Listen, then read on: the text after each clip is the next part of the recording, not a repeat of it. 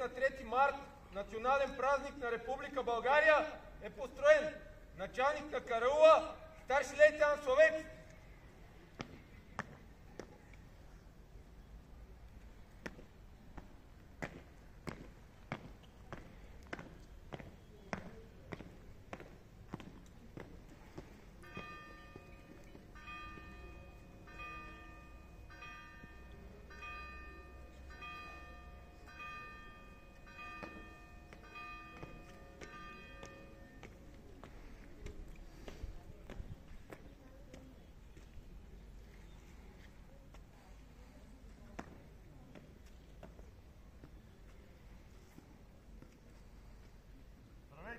Офицери, сержанти и войници! Здравей, здравей, господин полковник! Поздравяваме по случай 3 март, националния празник на Република България!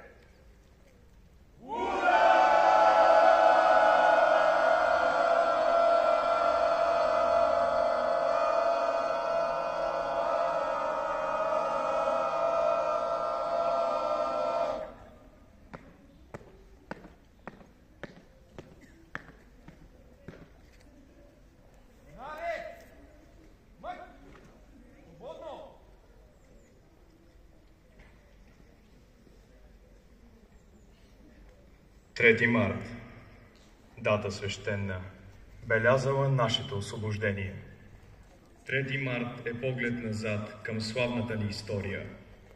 За нас, българите, 3 март 1878 година е ново начало.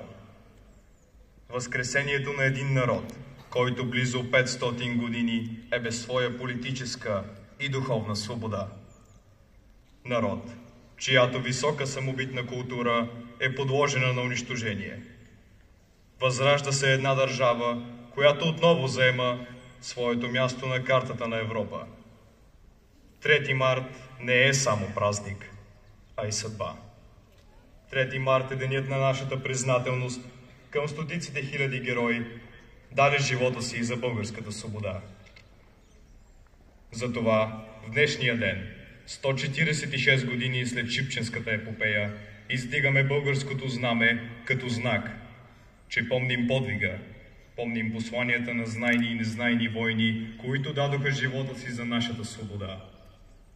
Издигаме го с гордост и самочувствие на достойни граждани на свободна България и народ, който с отговорност защитава европейската си принадлежност.